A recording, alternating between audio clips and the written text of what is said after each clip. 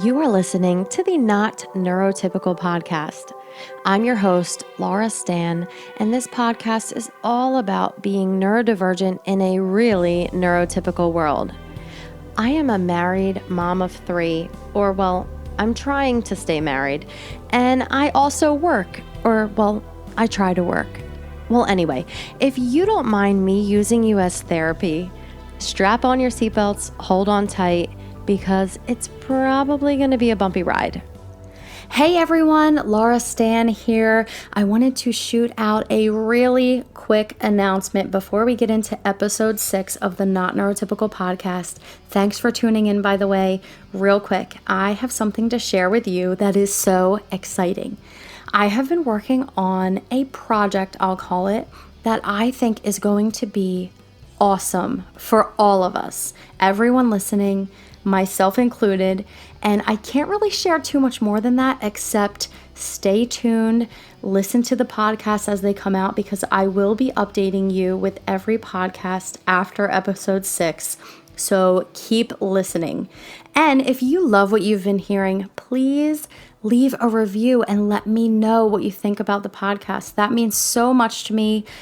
Throwing out information into a podcast is kind of rough because you don't really know how people receive it. So leaving reviews helps me kind of know that it's being heard, it's getting out there. And if you have anything constructive, please email me, laurastan@icloud.com. That's LAURAZDAN. And make sure you follow me on Instagram at Laura Stan, LAURAZDAN. I have the most amazing Instagram followers that I have gotten so close with. We message all the time. We talk about all kinds of stuff, and it's just awesome. So follow me on Instagram.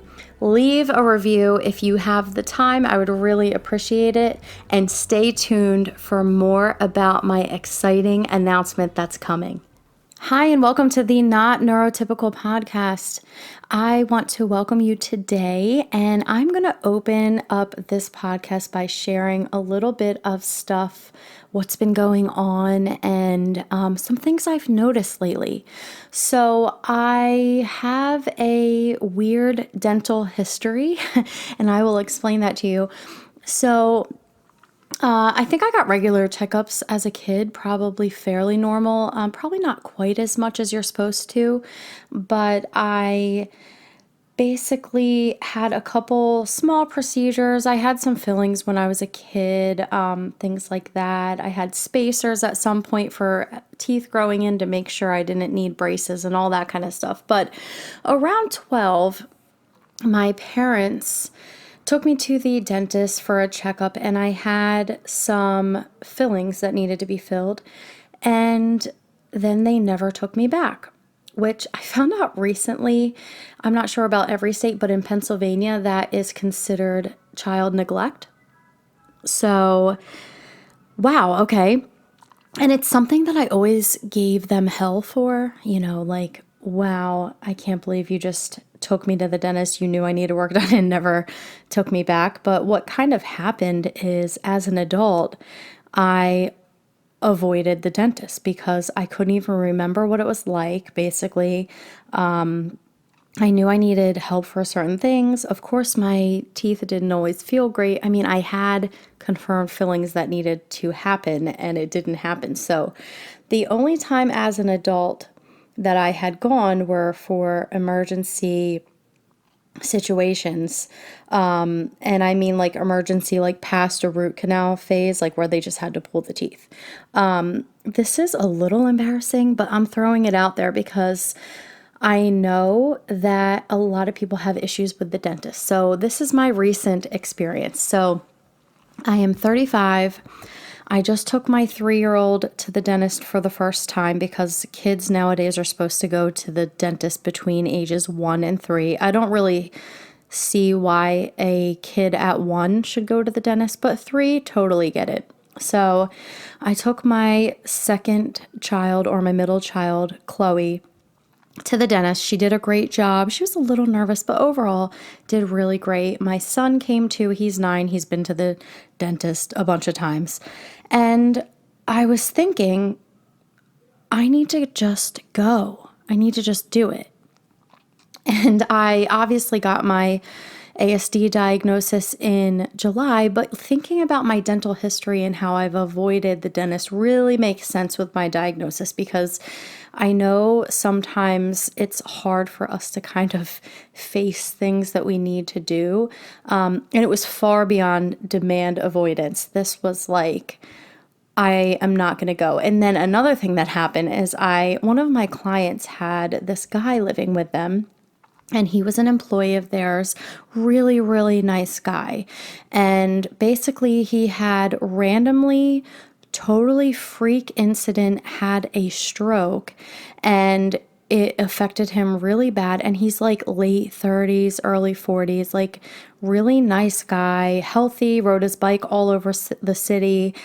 And excuse me, they were telling me about him, and I randomly asked, well, like, what caused the stroke? And they're like, oh, well, they think it was just a tooth got an infection and it went to his brain and he just had a stroke. And in my head, I was like, oh my God, I have to go to the dentist. My brain went right to 12 years old when I was supposed to go back, and I never really went back. So that happened. And then I'm just thinking about, when you have kids, you think about setting an example for them. So I'm just like, I need to just go to the dentist. So I did it.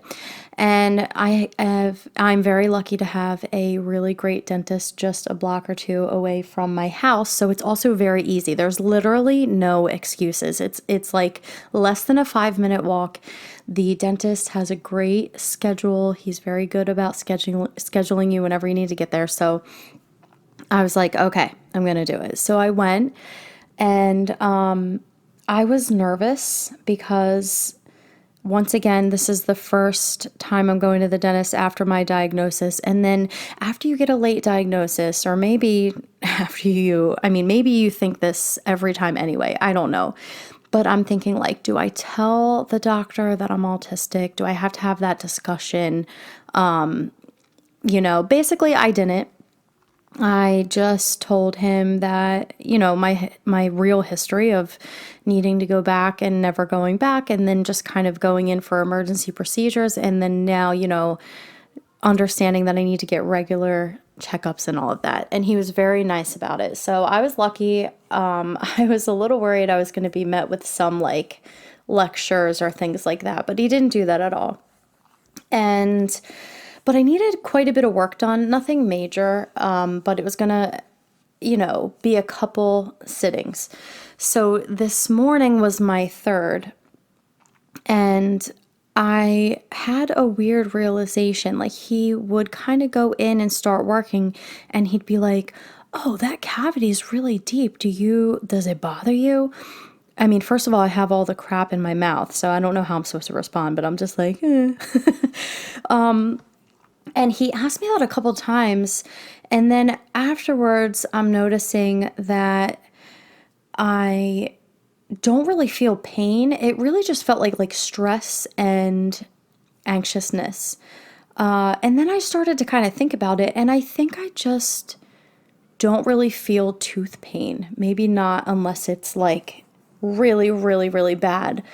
But I've always read recently, obviously, that autistic people can either not quite feel pain like other people, or they feel pain more intensely than other people. And just weird realization that maybe that I just wasn't really feeling tooth pain like a normal, for lack of a better word, person would. And maybe my teeth had been hurting for a long time and kind of just causing stress. So this is my public service announcement that if you haven't been to the dentist, just go.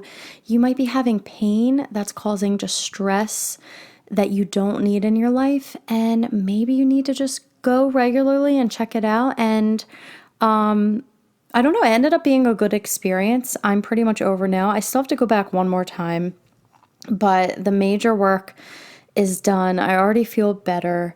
Just go, that thing that's in the back of your head, just go do it, because it's never as bad as we think it's going to be. Maybe. I can't promise that.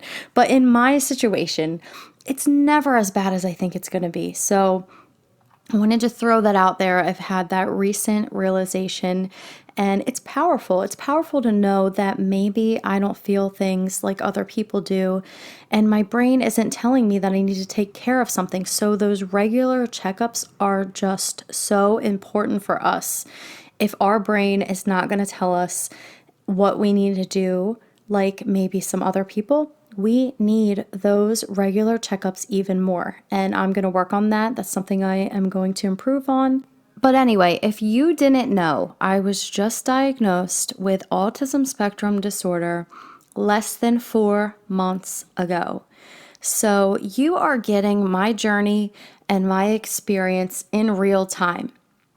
Everything that has been happening is right now. We are discussing current events, and I'm sure eventually I'll do, podcasts where we go back and talk about how I've processed things since. But for now, if you don't follow me on Instagram, you should, because so much of my interaction from my journey is coming from there. And you can follow me at Laura Stan, that's LaurazDan. And I've met so many amazing people on there and received just the most touching and heartfelt private messages there. So I encourage you, if you relate or if you're struggling right now or going through anything, message me on Instagram and we can talk about stuff, see if I relate to you, see if I have any advice or whatever you're looking for. Even if you just want to vent, I would love to, because all of this is all consuming me right now, if you haven't noticed. So I'm into it. I'm into connecting with people who are going through this stuff just like me. And I mean, some of the messages I've received is about how I've inspired others to find their voice or take their mask off or start to be proud of who they are, or even accepting their autism diagnosis.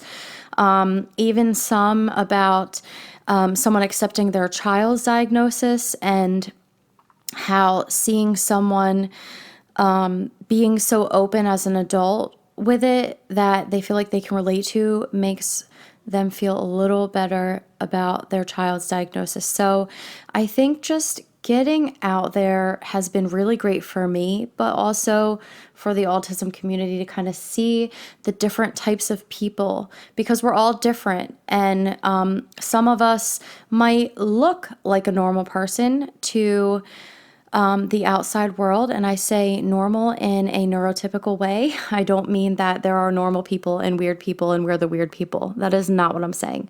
But to the outside world, people make judgments based on how you look or how you act. And if you are someone who masks, I can't say that. If you are someone who masks very heavily like I used to, I had everyone fooled.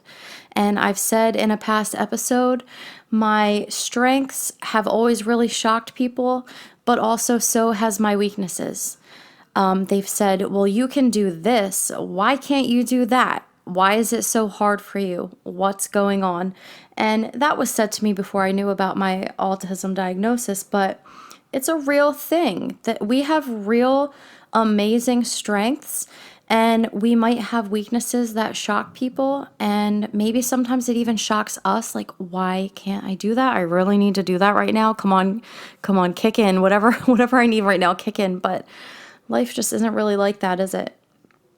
But I wanted to share quickly some messages that I've been getting lately, and it's just so moving and touching for me, and I just really want to share. So this one is... Basically, she stated, I just started listening to your podcast. You resonate with me so much. Thank you for sharing your story and your journey. I was diagnosed late, and I too have had abuse in my past. It's such a tough thing to go through, especially I think for women. It's good to know I'm not alone in how I feel and the things I go through day to day and have been through. So, wow, I mean, that's so touching to me to know someone else has had a similar experience as me and they don't feel quite as alone. Or this next message, thank you for sharing and everything you do. I'm not even 5 minutes into the podcast and I've cried.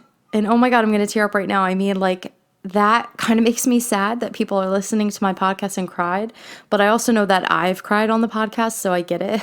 But I know this is deep stuff, right? This is like not easy stuff to put out there. And I can't say it's been very easy for me.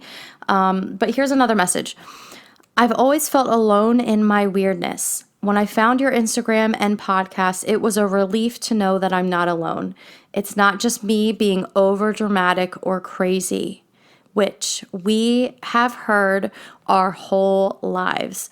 If you are going through a struggle, and it's not just autistic people, if you are going through a struggle and someone, or even yourself, if people around you and you don't know exactly where that struggle is coming from, people just disregard it and say, oh, she's a psycho, or, oh, she's just so dramatic. I mean, I can't tell you how much I've been called dramatic. And I'm not going to lie, I've called my kids dramatic. I think it's like a little bit of human nature. And I do feel bad about that I've ever said that. But my son is so extra. And my daughters, honestly, all three of my kids are so extra. And, while some of their struggles has not been drama and been real, true struggles, they also are a little dramatic. But anyway, any of them could carry, a one-man show on a Broadway stage, trust me. But at the same time, it's also something that is said to disregard people or to just ignore people. It's an easy comment to shut down what's going on around them, and it's harsh and it hurts. So think about calling someone dramatic before you really know what's going on, because I've been called that many times during meltdowns, and it hurts. It hurts. So think about it. Another message I've gotten, I've listened to the first 2 episodes of your podcast and I love it. You are a very warm and genuine person, and I feel connected to you. Thank you for sharing your story. And on one of my stories, I shared that last comment and said, this means so much to me because I've been called cold and harsh many times growing up. And I got this reply, harsh and cold? No way. The person is absolutely right. In your podcast, you seem to be so warm and friendly, and your voice is easy to listen to. Usually I can't listen to podcasts. I'm always zoning out after a few minutes, but your podcast I could easily listen to. And oh my goodness, people out there listening. I mean, I am kind of tearing up just right now talking about these comments and the positive feedback I've gotten. But I just want to share, it's a funny thing about podcasts. When you record them, or at least in my case, I'm alone. So there's no one else in the room with me. It's just me. I'm in my bedroom. I'm in my safe space when I record this. And you are just putting information out there. Really, you're talking into a microphone. It's going into your computer. And you never know when people are listening. It's almost like it's unreal, okay? Because you can't see people's reactions. It's not like you're at a movie and you can kind of look around and see how people are receiving the information. It's just kind of like you speak to a wall and then kind of wait to hear like what people think. It's really weird. I can't really explain it. Hopefully you get what I'm saying. Because I rely on this feedback. And there was a couple months where I was like, okay, is anyone kind of into this? I don't really know how people are taking this stuff, this information. And then slowly but surely, I started to get the feedback, and thank you. I just want to say thank you so much for reaching out to me on Instagram, which is where I received all of those messages. And I want to be honest too, as you know I am. I'm very genuine and this is all real. Some of the feedback almost feels too nice. And I am not meaning that in a personal way. For the people who gave me compliments and this podcast compliments, thank you. But I think I'm feeling some sort of imposter syndrome. When someone tells me I've inspired them to get their own evaluation or I've helped them to be themselves and take off their mask, I think to myself, that is so cool, but I haven't even really shared my own diagnosis with everyone yet. And I kind of go to a negative place. I'm not exactly sure why, and I'm working on this. But maybe it's because this podcast is all in real time and I'm still just processing so much at the moment, and it's all still very, very new. It hasn't even been 4 months yet, like I said in the beginning, and I was officially diagnosed with autism spectrum disorder on July 1st. So it's not even November 1st yet. It hasn't even been 4 months. And I'm just still finding my footing and getting comfortable with all of this. And I am doing it in a way that might seem really brave to the outside world, but to me, I'm kind of doing this to an invisible public. I think the only person I know in real life that's on my Instagram page is my husband, and I have over 2,000 followers on there, and a majority of them are just the most amazing people that I've met ever, probably, and just really cool, interesting, smart, and a lot of them are autistic or parents of autistic children, and I just feel like I finally found, like really cool people that I can relate to in my life for the first time ever, because I've always kind of felt like I was on the outside looking in. But I don't know many of these people in real life. So telling me I'm brave right now, I feel almost like I feel bad. I want to accept the compliments, but I also feel like, okay, I'm still not fully out there because it's not like my friends and family on my Instagram and I grew it from there. I mean, I made this side Instagram account just to kind of have an outlet. And I encourage all of you to do that. It is a really, really great way to start to be comfortable with a new diagnosis or a new life change. For me, I obviously, if you've been to my Instagram page, you know that I deal with humor, and that's how I deal with things. I cope by using humor, and we laugh a lot about what's going on in our lives with memes on my Instagram page. And we relate through memes and sharing and calling horrible people out and, bringing light to negative things against autism and autistic people and all of that. But I'm still doing it in a way that I feel like maybe isn't brave, but I also recommend to everybody.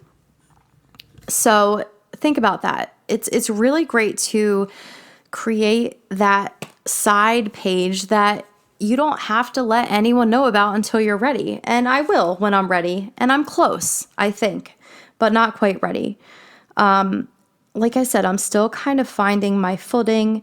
And I think that it just makes me feel a little bit like a fraud, honestly, because the truth is that I needed all of you guys that are listening and the people on my Instagram just as much as any of you might have needed to listen to my experience and my journey right now. I needed a creative outlet to express myself because that's something that's important to me. And I wanted to do it to a safe audience. And I have found that, and I'm very lucky and grateful. And I really want to express my gratitude for allowing me to grow as a person right here in front of you. And I really appreciate that, but I still kind of feel like an imposter. So just sharing that. I don't really know how you're supposed to feel about that, but just being honest. But when do I plan on coming out of the autism closet? I am not sure. I'm close, like I said, but I'm not quite there. And you know what it is? You know what I don't want to deal with? So I guess the public perception of autism is so to one side or the other, or just completely false or misrepresented or whatever you want to say.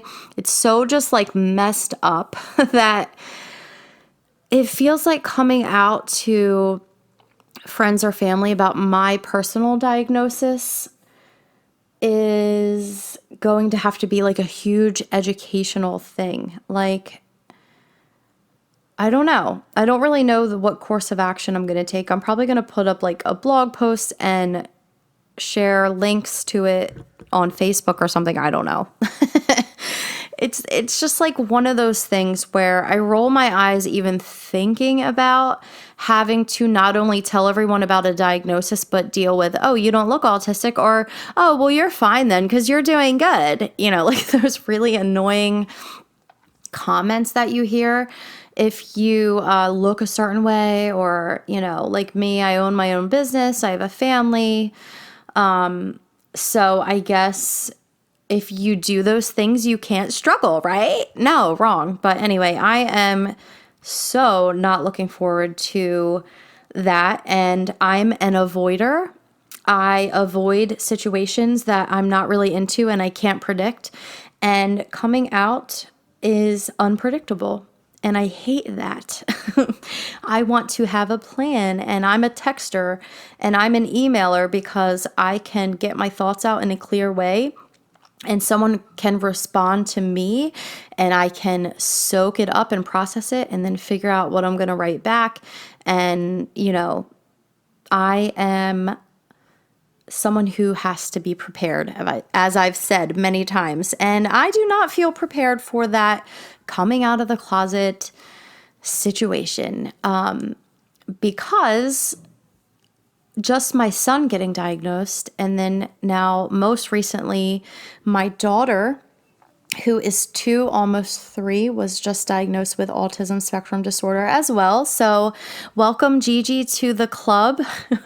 You have joined me, Mommy, and Hunter in a very, very special club.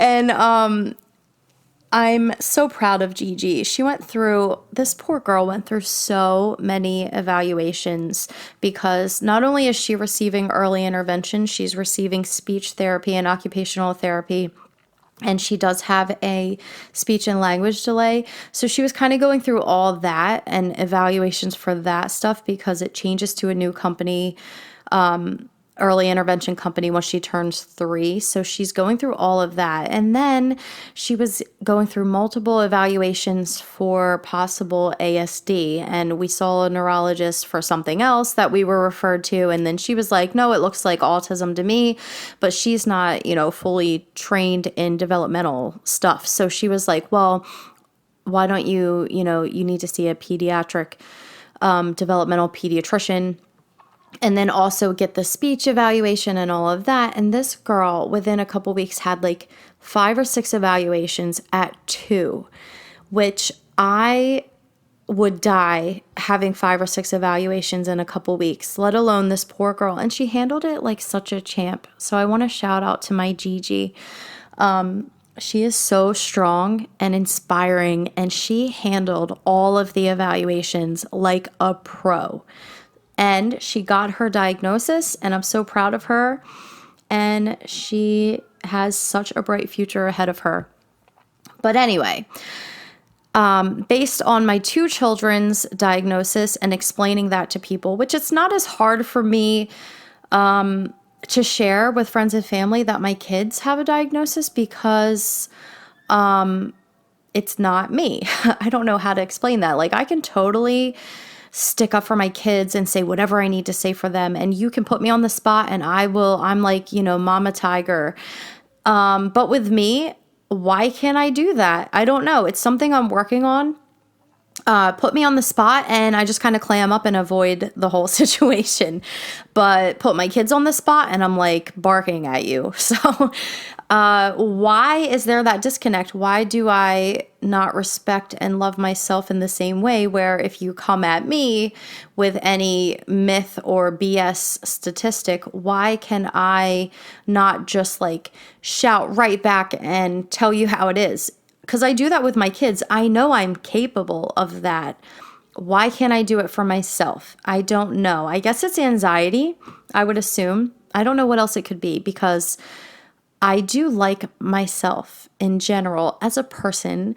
I know how to stick up for myself. I obviously can stick up for my children really easily. Do I love having to do that? No, but I can do it. Do I feel like it's not worth it for myself? No, I feel like it's worth it to stick up for myself. So what is that disconnect? I don't know, but it's frustrating. And it must be anxiety because I do feel incredibly anxious when I am when I know I'm going into a situation where I am gonna have to stick up for myself. It's very hard, and I don't really know why. And another situation that I'm kind of struggling with right now is when I do plan on coming out of the autism closet as it relates to my business. How am I going to handle that? If you didn't know, I am a professional organizer and a personal coach that specializes in neurodivergent people. I mostly work with ADHD people as a consultant, and I started my company about 4 years ago. And last year, early in the year, so it was probably around like February, I didn't know that my late diagnosis of autism was coming. But either way, I outed myself publicly to my clients and my Instagram followers about having ADHD. And I wasn't quite sure what was going to happen with that, but it ended up being a really great thing. And it was really exciting. And organizing and coaching is a very, very personal thing. And opening up with my own struggles ended up making me kind of seem a little more approachable to potential clients. And they knew I wasn't going to judge them. So it was a good thing. And fast forward to this year, and I was faced with another dilemma. Do I mention I'm autistic publicly to my current and potential clients? Do I put that out there? Sure, ADHD is commonly misunderstood, but in general, ADHD is in no way misunderstood quite like autism is publicly. And I don't want to minimize the struggle that anyone with ADHD has had who is listening, because I've been through that and I have dealt with the struggle. So please know I am not minimizing anything. I am personally sharing what I have seen from thinking I was only ADHD to then being thrusted into this autism world and kind of getting a glimpse at both worlds separately and then now together. So this is just my experience. But there are not large groups of people denying modern research in regards to ADHD like you see with autism. And yes, there are misinformed people or those that fall prey to stigma, but you don't commonly hear people claiming that vaccines cause ADHD. And when talking about gut health, you more hear about how it can help ADHD symptoms more than curing it, like autism. Or the people who look down on ADHD in some way typically have more of a beef with stimulants more than anything, sadly, but that's just typically what you see a little more. And still, a late diagnosis of autism as a business owner is a whole different ballgame, because I just went through this last year with ADHD. And now I'm just like, whoa, this is a lot more complicated. I already mentioned that coming out to friends and family will already be a huge educational session. What about coming out in a business forum? I mean, that is just so much more complicated. I don't even know what else to say. But for now, my first step is going to be coming out to friends and family. And I plan to do it soon. And of course, I will keep you updated every step of the way. And since I do better in writing, I will most likely address it in some way through writing for most people. I would like to share more on Facebook and spread more education in that way. So my goal is not to mask as much and start the rest of my life on a journey that I will be happy and proud of. That's my major goal. I want my kids to see someone who is happy more than anything, because I think that's what they'll remember most. I think about my childhood, and my parents had a really rocky marriage, a lot of skeletons in the closet, and what I remember most is that they were never really happy. And I just don't want my kids to look back and think like that about me. because they will remember what the experiences they had with me were like. They won't remember how much money I spent on them, and they won't care how many vacations we went on or how many toys I bought them. They will remember how it felt to be around me and how much time we spent together and the love we shared and how much we laughed together. And that's exactly why I want to start this journey in a healthy way. And not only for me, but for them, especially now that I have 2 confirmed kids with ASD. They are going to be watching me. They know I have it too. And I will be their support in their transition into adulthood, which was my worst time. And I needed the most support then at a time when parents are, sending their kids off. Go ahead, baby, spread your wings. I needed more support than ever. And I got the least amount of support. And I'm going to be thinking about that as they grow, and they might be different than me. Maybe they're getting the support they need now so that their transition into adulthood will be better. I hope every step of their life will be better than mine. But I think that's like, if you really love your kids, that's what you want for them, right? You want your kids to be better, do better, all of that. And they're going to be watching. They're going to see how I cope with masking versus not masking anymore. And it's a lot of pressure, but it's worth it. They keep me wanting to be my best. And I can't guarantee that I would be handling this as good as I am if I didn't have kids. Like, that's a total realization. When you have eyes watching, I call that the stage effect.